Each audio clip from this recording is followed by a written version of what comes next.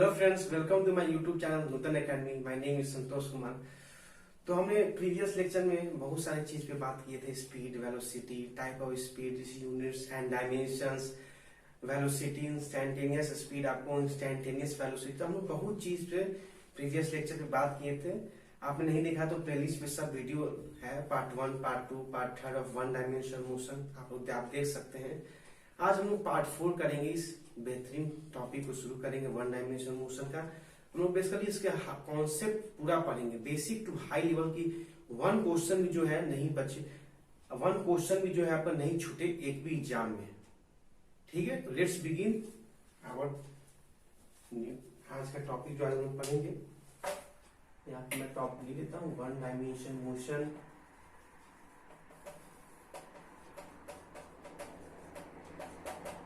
तो देखिए, प्रीवियसली हमने बात किया था स्पीड, वेलोसिटी, बहुत हम सब सारा चीज पढ़ लिए थे। अब आज हम लोग क्या करेंगे, कुछ कॉम्परेटिव स्टडी करेंगे। जिस तरह हम लोगों ने डिस्टेंस और डिस्प्लेसमेंट का किया था, comparative study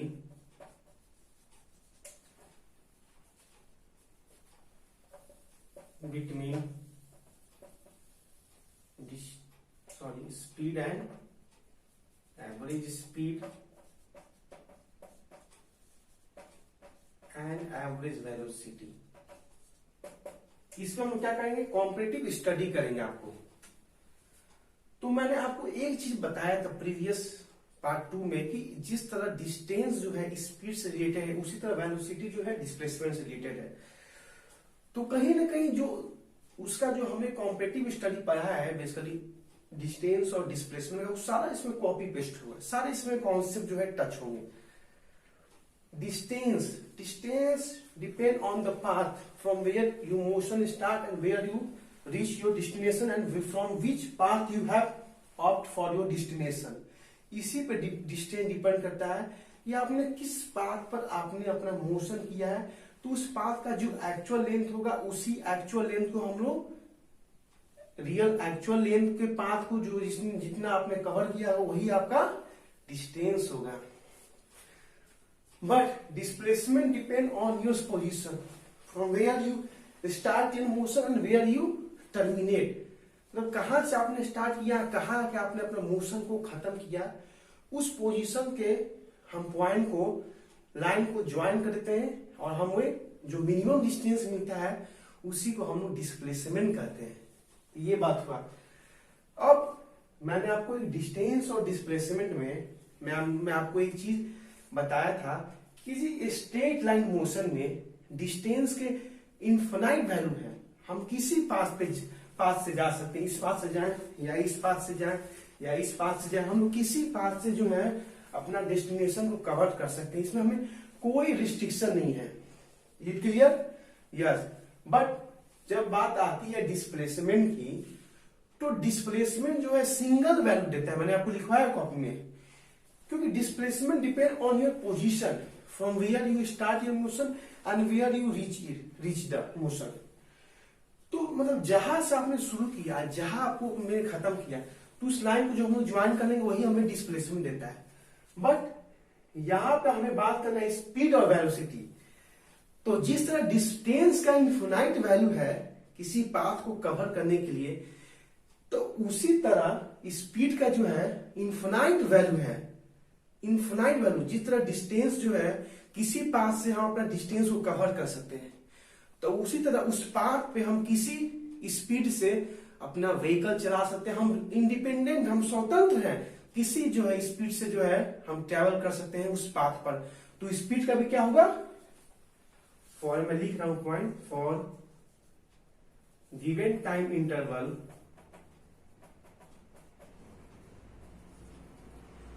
speed has infinite value, whereas velocity has single value। इसे आप नोट कर लीजिए, सेम है एकदम पॉइंट, इसे आप नोट कर सकते हैं।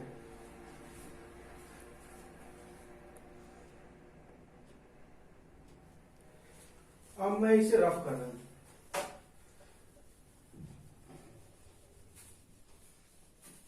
देखिए मैं सेकेंड पॉइंट क्या लिख रहा हूं,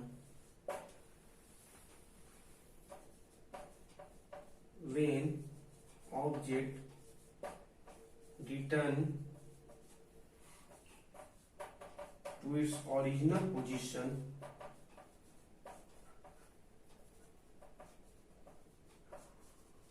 then average velocity is equal to 0 but average speed not equal to 0. ये मैंने क्या लिख दिया है, पढ़िएगा. When object return to its original position then average velocity is 0 but average speed is not equal to 0. जिस तरह हमने डिस्टेंस बताया था कि हमने यहां से मोशन स्टार्ट किया, यहां जाके पहुंचे, फिर हमारे डायरेक्शन में जो चेंज हुआ, अब हमारे स्पीड में जो रिटार्डेशन हुआ, अब फिर हम इनिशियल पोजीशन की ओर क्या कर रहे हैं, मूव कर रहे हैं. तो मैंने क्या बताया था कि डिस्प्लेसमेंट जहां से आपने मोशन स्टार्ट किया और जहां आप स्टॉप किए, तो आपका इनिशियल पॉइंट और फाइनल पॉइंट दोनों सेम है, तो उस कंडीशन में आपका डिस्प्लेसमेंट 0 होगा. और velocity is what, change in displacement bye time taken. जब आपका डिस्प्लेसमेंट ही 0 है तो वेलोसिटी ही तो 0 होगा. हो गया क्लियर. स्पीड, आपने यहां से मोशन स्टार्ट किया, यहां आके पहुंचे, तो क्या आपका डिस्टेंस 0 है, आपका डिस्प्लेसमेंट ना 0 हो रहा है, क्योंकि आपकी स्पीड में रिटार्डेशन आ रहा है, आप इनिशियल पोजीशन की ओर मूव कर रहे हो. बट आपने डिस्टेंस तो कवर किया है, जिस पाथ पे आपने ट्रेवल किया है उस पाथ का जो एक्चुअल लेंथ होगा वही आपका डिस्टेंस होगा.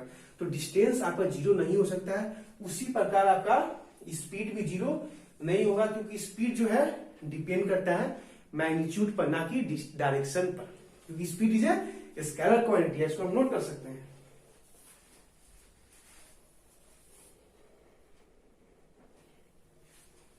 तो मैं इसे रफ कर दूंगा. सब कॉपी पेस्ट हुआ, सारे जितने उसके थे सब copy paste. For motion between 2 point speed is always positive whereas velocity positive, negative और 0. क्या लिखा है, for motion between 2 point speed is always positive whereas velocity may be positive, negative और 0. जिस तरह in the same way, जिस तरह हमारा distance is always increases with time, जिस तरह हमारा दूरी जो है हमेशा टाइम के साथ बढ़ता है, बट जब हमारा ऑब्जेक्ट में जब हमारा डायरेक्शन चेंज होता है और जब हम जो है इनिशियल पोजीशन की ओर मूव करते हैं और हमारी स्पीड में जब रिटार्डेशन होता है तो हमारा क्या होता है, डिस्प्लेसमेंट में कमी आती है. कभी कभी जो होता है एट सम सिचुएशन हम इनिशियल पोजीशन के पास पहुंच जाते हैं, तो उस कंडीशन में हमारा डिस्प्लेसमेंट 0 हो जाता है. तो उसी तरह से सेम वे हमारा स्पीड जो है वो always positive with increase of time, but velocity may be positive, may be negative और 0. क्लियर हो गया. इसे हम नोट कर सकते हैं.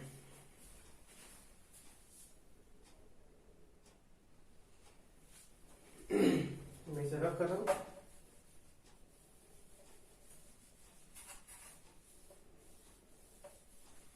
फोर्थ पॉइंट, मैंने आपको डिस्टेंस और डिस्प्लेसमेंट में एक कॉम्पैरेटिव रेशियो बताया था कि डिस्टेंस इज ऑलवेज ग्रेटर और equal to displacement. In the same way speed is also greater और इक्वल टू वेलोसिटी. स्पीड बड़ा होगा वेलोसिटी और बराबर होगा, तो आपका एवरेज स्पीड भी जो होगा ग्रेटर और इक्वल टू एवरेज वेलोसिटी. हमने यहां से मोशन स्टार्ट किया, यहां के पहुंचे, हमने कुछ डिस्टेंस कवर किया, फिर हमारे स्पीड में कमी आई, हम जो है अब इस डायरेक्शन में इनिशियल पोजीशन की ओर मूव करने लगे, तो हमारे स्पीड में कमी आई, तो हमारा जो है अब हमारा डिस्प्लेसमेंट क्या डिपेंड करता है, basically position between initial and final position. हमने यहां से मोशन स्टार्ट किया, अब जो है हम यहां आके पहुंच गए, तो हमारा डिस्प्लेसमेंट जो है कम हो गया. डिस्टेंस सपोर्टेड हम 10 मीटर कवर किया हुआ था, हमारा डिस्प्लेसमेंट होगा 5 मीटर. तो डिस्टेंस जो होता है ग्रेटर और इक्वल टू भी डिस्प्लेसमेंट का हो जाता है. कब डिस्टेंस जो है आपका इक्वल कब हुआ डिस्प्लेसमेंट का, जब आपका मोशन जब हो रहा है स्ट्रेट लाइन में, आपने यहां से मोशन स्टार्ट किया, यहां के पहुंच गए, आपको यही मोशन स्टॉप हो गया, तो आपने जो डिस्टेंस कवर किया मान लीजिए 10 मीटर, वही आपका डिस्प्लेसमेंट भी होगा, क्योंकि इनिशियल पोजीशन और फाइनल पोजीशन दोनों एक स्ट्रेट लाइन में आ रहा है, तो वही आपका डिस्टेंस भी होगा और डिस्प्लेसमेंट होगा। तो इसी तरह स्पीड भी जो है ग्रेटर और इक्वल टू वेलोसिटी, और एवरेज स्पीड भी ग्रेटर और इक्वल टू एवरेज वेलोसिटी। इस पॉइंट को हम नोट कर सकते हैं।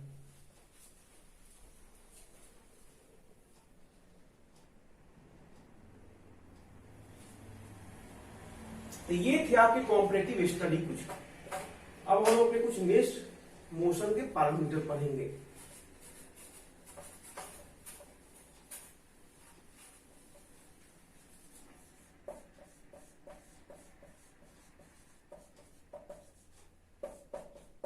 एक्सेलरेशन, क्या बोला मैंने? एक्सेलरेशन। जब जब फोर्स लगा है, जब जब किसी ऑब्जेक्ट पे फोर्स लगा है, तो वो किसी मास के साथ, ऑब्वियसली सी बात है, अगर किसी ऑब्जेक्ट पे आप फोर्स लगाओगे तो उसके पास कुछ मास होगा और किसी वो एक वेलोसिटी से मूव करेगा। तो जब जब किसी ऑब्जेक्ट पे फोर्स लगा है तो एक्सेलरेशन का डायरेक्शन जो है वो भी एक फोर्स के ही डायरेक्शन में लगा है। It always support the force. किसी ब्लॉक को आपने फोर्स लगाया 10 न्यूटन का, तो उसमें जो जिस डायरेक्शन में आपने उस ऑब्जेक्ट पे फोर्स लगाया उसी डायरेक्शन में उसका एक्सेलरेशन भी होगा। By Newton second law F equal to ma। But यहां हमें एक्सेलरेशन पढ़ना है वन डायमेंशन मोशन में, तो इसका कॉन्सेप्ट मैं बता रहा हूं। Acceleration is purely depend on velocity change. It is independent on speed. Acceleration का जब भी नाम आएगा तो वेलोसिटी का जिक्र जरूर होगा। अभी आपका स्पीड 10 मीटर पर सेकेंड है, फिर आपका स्पीड 20 मीटर पर सेकेंड है, तो जब भी आपका वेलोसिटी चेंज होगा तो उस समय एक्सेलरेशन आएगा ही आएगा, प्योरली 100%। जब भी आपका वेलोसिटी चेंज होगा तो आपका क्या होगा? एक्सेलरेशन आएगा ही आएगा। तो acceleration is what? Change on velocity, rate of change of velocity by time taken. मतलब acceleration is a del V vector by del T. Change in velocity, जब भी वेलोसिटी में चेंज आता है वहां पे एक्सेलरेशन आता ही आता है। अब कंडीशन उठता है कि वेलोसिटी में चेंज कितने प्रकार के होते हैं, वेलोसिटी में चेंज कितने प्रकार के होते हैं, अब हम लोग वो पढ़ेंगे। ये फॉर्मूला हो गया, इसका यूनिट पढ़ लेते हैं। वेलोसिटी का क्या होता है? मीटर पर सेकेंड, टाइम पर सेकेंड बाई मीटर पर सेकेंड स्क्वायर। इसके हम डायमेंशन पढ़ेंगे, m0 l1 t minus 2, that is lt minus 2 इसका डायमेंशन, इसका यूनिट। इसे नोट कर लिया आप।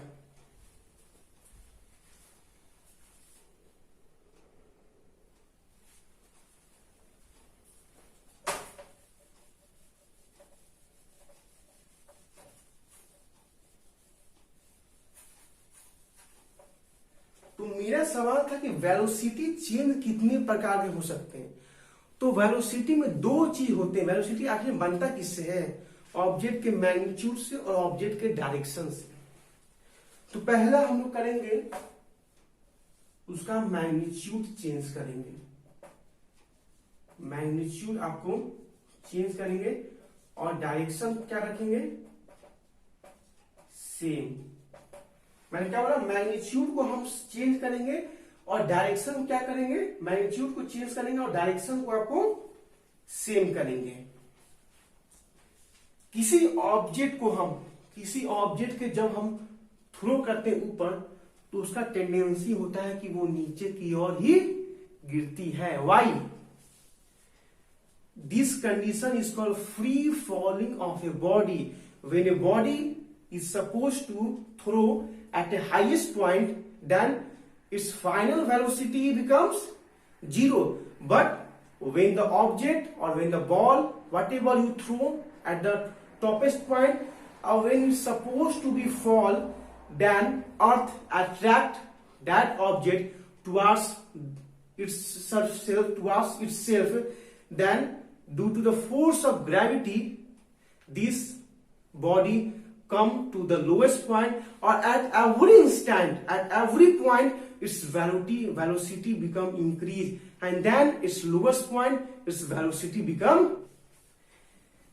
मैंने क्या बोला कि हर जब भी किसी ऑब्जेक्ट को आप ऊपर फेंकोगे तो वो नीचे की ओर गिरेगा ही, क्योंकि उसका